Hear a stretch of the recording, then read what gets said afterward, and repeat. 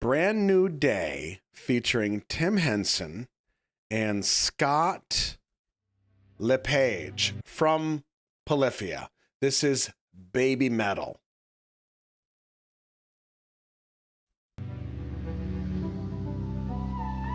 Oh, this is live too. Okay, here we go.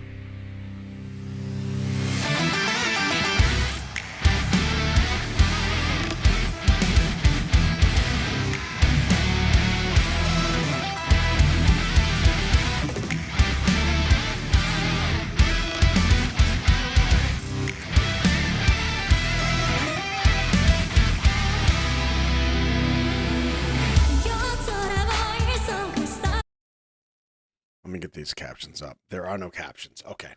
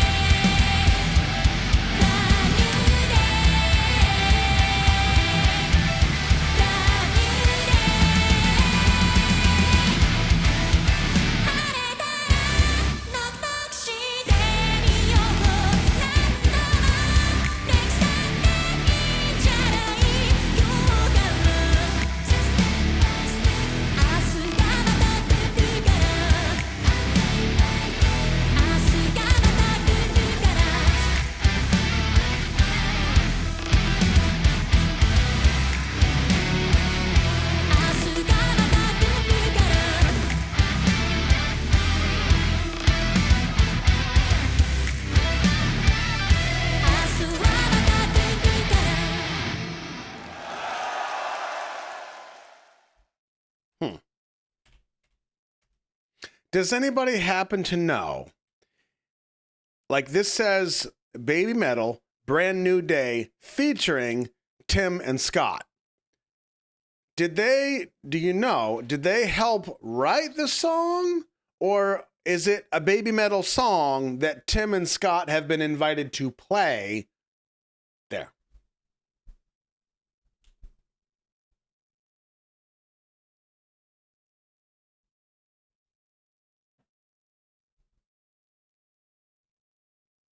Anyone know?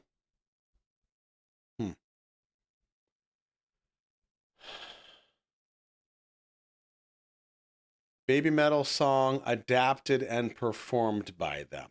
Okay.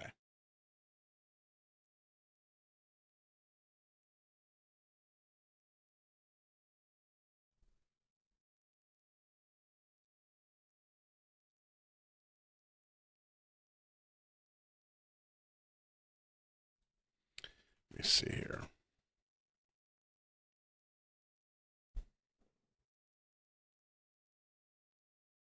All right, before I say anything, I want to add this to it because I am curious. This is Tim talking about his collaboration with Baby Metal, the one we just watched. No, is that right? Maybe not. This is 3 years ago. Yeah. What was it like? This is just 3 minutes long. Like working with Baby Metal. It was cool because we just sent them a song and then it came out. We didn't really get to work together other than. Oh yeah. Yeah, I guess their producer is like a big fan and wanted to feature me and Scott on their record, on their most recent record. Mm-hmm. And so they sent this track over that kind of had like some dummy guitars on it and then like a dummy top line that the girls who sing, Sue, I guess she would sing that, but it was in like a synth. It was like a very bad synth that was just, it was placeholder. It was very placeholder. So me and Scott kind of redid the guitars and made them super Polyphia-y and then sent it back. And then we didn't get to hear the final version until it came out with her actual vocals on it. And her vocals are so sick, you know, because posture check, water check. You hear it for the first time and you're like, wow, this is amazing. But yeah, it was pretty much like that. They sent the song with dummy placeholder stuff. We replaced the guitars, made them Polyphia, and then sent it back. And then when it came out, we got to hear it for the first time and we're like, wow, this is amazing. So you done it in one go then? You sent it and it was just happy? Yeah. Oh, I had to go through a few times. Yeah. I mean, I usually try, whenever I work on something, I try and finish it in a few hours because I don't like spending time on things that aren't mine. And I try and get it to a point where if I heard this, I would be blown away. You know what I mean? So I always try and deliver, like, you know, and I get hit up all the time to like work on stuff. And I love working on stuff that I think is cool, which most of the time I get hit up to do cool things, you know? So I try and kill it because that, when you do that, you know, it gets around that, oh, this dude will fuck it up if you give it to him. He'll straight up fuck it up and you'll love it, you know? He means that in a good way. Unlike when I F it up. That's a little different, you know, buttons and stuff. And so that's what I try and do every time is just deliver something awesome as fuck. The first time you hear it, you're just in love with it and you just listen to it over and over and over again. So that's kind of my approach to working on other people's stuff is like, I try and make it as sick as something I would like. So that they don't hit me back and say, can you change this? And then I'm like, oh, fuck. To open that project file again. And like, then it feels like work. You know what I mean? When I have to open it again and then continuously like go back and forth. See, you wonder why I say things like that and I clarify. A perfect example. During this interview, this live stream, somebody says, fuck it up means get it right now? They're confused too. You're welcome. I just don't want you to be confused. You know? So I always try and get it right the first time because then it's like, you know, there's some validation there that feels nice when you send something and someone's just like, I fucking love it. And then you cut straight into like, the deal of like how much you're getting paid and publishing and all that shit, you know. So yeah, that's my favorite type of transaction of music, you know, when it one and done. Well, interesting. Speaking of one and done, I may have told some of you this before. Another wonderful example of one and done is, of course, you have seen the movie Titanic, and you hear Celine Dion's iconic song, My Heart Will Go On. The audio that you hear is the demo that she sent to James Cameron saying, this is the song that I would like to do. This is just a demo. And he was like, nope, that's good enough. And he just used it. So what you hear is the demo that Celine sent to James, and it was just that good. Pretty awesome. So here's my 2 cents, which I feel like I've given similar 2 cents before, but I think this might be the final 2 cents of this.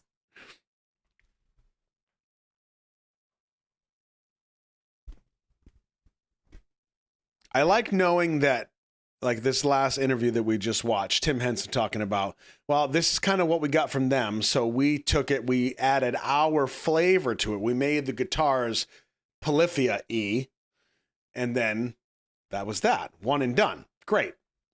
So when it comes to the music, even the melody of the song, and I would say most of Baby Metal's songs, I feel the same way. I like that part of it. I think Sue Metal has an incredible voice. Specifically, I will always call out Monochrome. What the piano version was? I think the song was called Monochrome, wasn't it?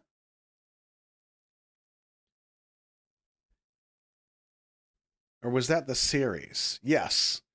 Piano version, she has like a Broadway voice. Her voice is so perfectly accurate that it's like an instrument in a different way, not just like a singing way, but that she is so accurate with her flows. She's incredible.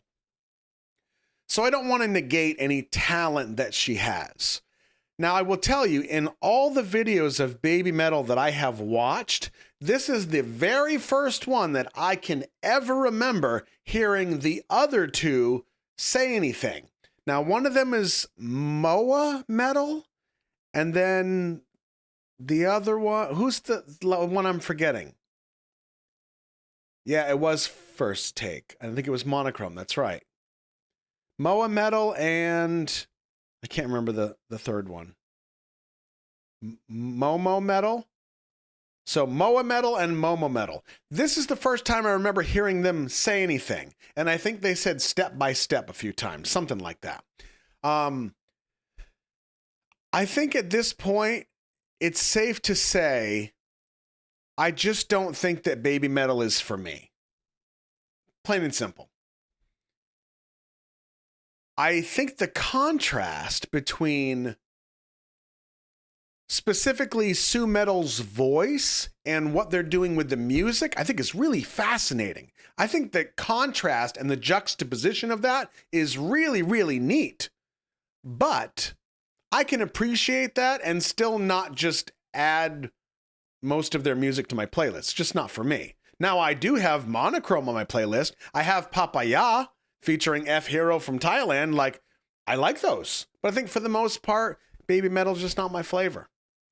Now, some of you hear me say that and you go, then why do you keep watching them? Because I think we should be fair. I think it should, I can't just watch two things and say like, it's just not really for me, and then that's it. I mean, look at what happened with Ren. I watched Ren the first time. I turned that shit off after 30 seconds. I couldn't take it. And I forced myself to go back to it. And I was like, okay, I'm going to do this. And as it turns out, Ren is one of my absolute favorite independent artists. I had to go back to it. So at this point, I feel like I've seen enough of Baby Metal to just make a decision saying, I just don't think it's for me. That's all. But I had to give it a fair try. That's all.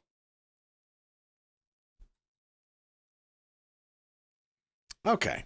Ba-ba-ba-ba-ba-ba.